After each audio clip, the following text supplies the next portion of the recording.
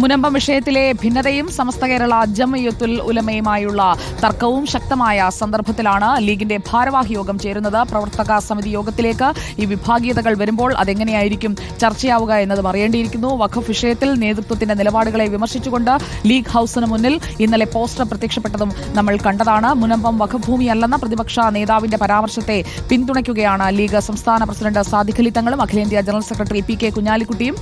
എന്നാൽ E T Muhammad ബഷീറും M K മുനീറും കെ എം ഷാജിയും സതീശന്റെ നിലപാടിനെ തള്ളുന്നു. വഖഫ് ഭൂമി അല്ല എന്ന വാദത്തിന് പിന്നിൽ ഭൂമി കച്ചവടക്കാരെ സംരക്ഷിക്കാനുള്ള ശ്രമമാണ് എന്നുള്ള വാദങ്ങൾ മറുഭാഗത്ത് ഉയരുന്നുമുണ്ട്. ഇതിന്റെയൊക്കെ പശ്ചാത്തലത്തിലാണ് ലീഗ് ഭാരവാഹി യോഗം ഇപ്പോൾ ചേരുന്നത്.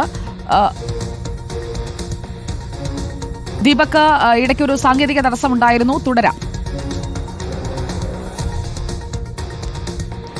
സുജയ, ഞാൻ പറഞ്ഞു വന്നത് നേരത്തെ തന്നെ ഉണ്ടായിരുന്ന മുനമ്പം വിഷയത്തിലെ രണ്ട് തട്ടിൽ നിൽക്കുന്ന നിലപാട്, ഒപ്പം തന്നെ കെ എം ഷാജി ഉൾപ്പെടെ തൊടുത്തുവിട്ട ആക്ഷേപങ്ങൾ, ആരോപണങ്ങൾ, അതിന് പിന്നാലെ തന്നെ പുറത്തേക്ക് വന്ന പോസ്റ്റർ യുദ്ധങ്ങളൊക്കെ തന്നെ നമ്മൾ കണ്ടതാണ്. ആ കാര്യത്തിലൊക്കെ തന്നെ കൃത്യമായ ഒരു ചർച്ച ഇന്നത്തെ ഭാരവാഹി യോഗത്തിൽ നടക്കും. അതിനുശേഷമായിരിക്കും പ്രധാനമായും പ്രവർത്തക സമിതിയിലേക്ക് കടക്കുക എന്നുള്ളതാണ്. പ്രവർത്തക സമിതിയിലേക്ക് എത്തുമ്പോൾ സംസ്ഥയിലുള്ള വിഭാഗീയ പ്രശ്നങ്ങൾ ഉൾപ്പെടെയുള്ള കാര്യങ്ങൾ സ്വാഭാവികമായും ചർച്ച ചെയ്യേണ്ടി വരും. ഒപ്പം തന്നെ ഈ മുനമ്പം വിഷയത്തിൽ നേതൃത്വത്തിന് തന്നെ രണ്ട് തട്ടിലുള്ള നിലപാടെടുക്കേണ്ടി വന്ന സാഹചര്യം അതെന്താണെന്ന് വിശദീകരിക്കേണ്ടതായിട്ട് വരുന്ന സാഹചര്യം ഉൾപ്പെടെ ഉരുത്തിരിയുമെന്നുള്ളതാണ്. ഈ സമകാലിക വിഷയങ്ങളെല്ലാം ചർച്ച ചെയ്യും എന്നുള്ളതാണ് അല്പം മുൻപ് മാധ്യമങ്ങളെ കണ്ടപ്പോൾ സാദിഖ് അലി തങ്ങൾ തന്നെ വിശദീകരിച്ച് അതിനുശേഷം വിശദമായി ഒരു പ്രതികരണത്തിലേക്ക് വരാം എന്നുള്ള നിലപാട് കൂടി സ്വീകരിക്കുകയും ചെയ്യുന്നുണ്ട്. സംസ്ഥയ്ക്കകത്ത് തന്നെ ഇന്നലെ ഉണ്ടായ സംഭവവികാസങ്ങൾ നേരത്തെ അഷ്കറും മുബഷറും ഒക്കെ വിശദീകരിച്ചതുപോലെ അത് വലിയ തരത്തിലുള്ള ചർച്ചകളിലേക്ക് വഴിമരുന്നിട്ടിരിക്കുന്ന സാഹചര്യവും കൂടിയാണ്. നേരത്തെ തന്നെ പല വിധത്തിലുള്ള പ്രശ്നങ്ങൾ ഉയർന്നു വന്നപ്പോൾ അത് രമ്യമായി പരിഹരിക്കുന്നതിന് വേണ്ടിയുള്ള നീക്കങ്ങൾ പല വിധത്തിൽ നടത്തുകയും ചെയ്തിട്ടുണ്ടായിരുന്നു. പക്ഷേ അതൊന്നും തന്നെ